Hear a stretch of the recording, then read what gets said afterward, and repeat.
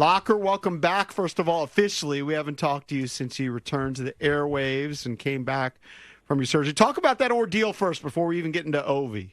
Well, it was quite the ordeal, fellas. I mean, it was out of the blue. It's around Thanksgiving, and I went down and had a scan at Alan May's place in Tampa, and I thought I was feeling great riding a bike, playing tennis, skating, you name it. I was just like feeling great. And all of a sudden he says, oh, come on down. He's been bugging me to get in there for a scan. So about 15 of us went in, got the scan back.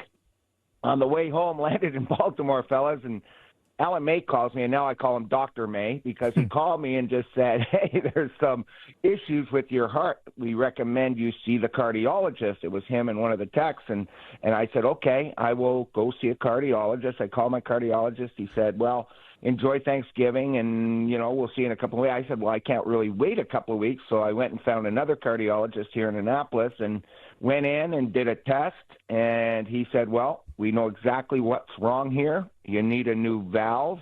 You need a new aorta. You need a new bypass, and you need a clip all done at once. And I was like, wow, what?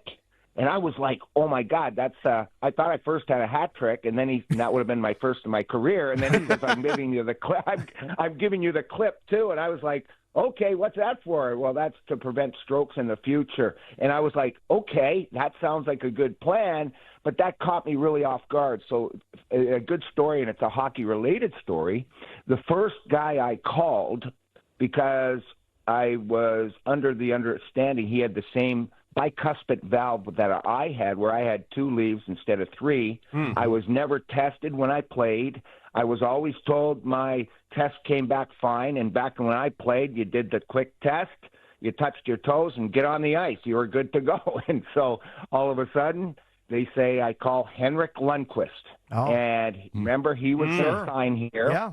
Yeah, he was going to sign here, so I caught him just on his way over to Sweden for his Christmas holidays, and we talked for about 45 minutes because he had the same surgery, and that's what made him retire from the Caps. You see, he was ready, he was practicing, everything like that, and then they came in, and he had a bicuspid valve that they were following closely, and the trainer said, you know what, Henrik, your bicuspid valve's not doing well, and we don't think you should play again. So he had the full surgery, but he also had a steel plate put in because they were worried that he wanted to come back, and if he ever got hit with a puck, it would be the perfect thing to put in, and they sometimes, I guess, put in steel plates. He had one put in, and so our family, over the Christmas holidays, to prepare for this, watched his show on Netflix about his journey in this heart ailment and open heart surgery. And that sort of set me up saying, you know what, I'm a hockey guy.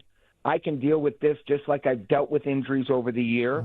I'm going to set up a surgery for early February because it fit into the schedule during that long road trip or just at the end of the long road trip. And I'm going to be back in 7 weeks. And that was my goal all along. And that game I had circled on my calendar to come back against Buffalo.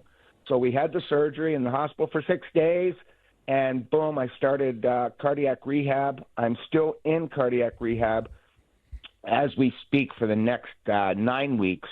And it's 3 days a week and just making sure you get your heart rate up and all that type of stuff. And I had cardiac rehab over the last couple of games. So I'm good to go. I'm good. Did you? Great to hear, man. That's awesome news. I know that you feel like a beloved figure here, mostly probably as a commentator over your playing days. Did you feel the love? Like so many people, I think, were tweeting you, hitting you up on social media and elsewhere. Oh, it was an outpouring. I mean, it was amazing. We had to set up actually a box at the post office, a P.O. box, because I was getting so much mail. And I was getting letters from everywhere, around the world, actually. And I was like, oh, okay. And that gave me some real jump and support and gave me some real focus on my recovery. You know, every day I was doing something. I was walking a lot. I was walking a lot prior to surgery because, guys, I went in. I never had any symptoms. Right. That's the crazy That's thing. the scary part. Yeah.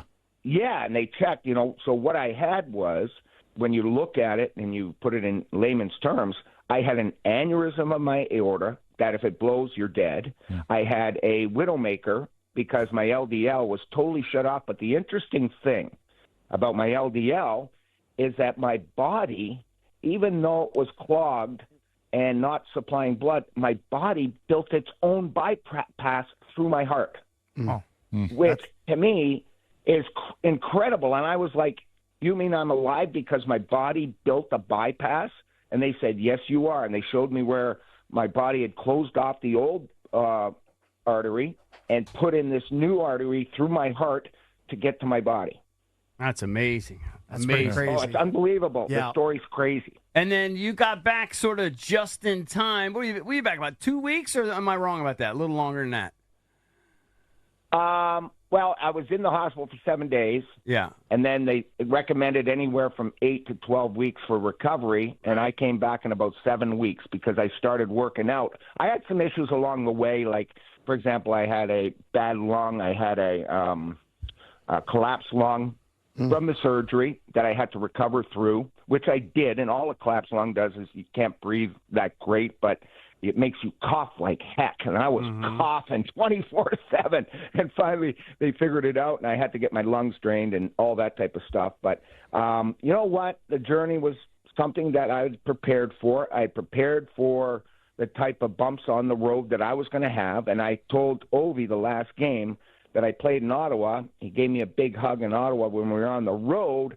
And I said, buddy, big man, wait for me, man. Wait for me.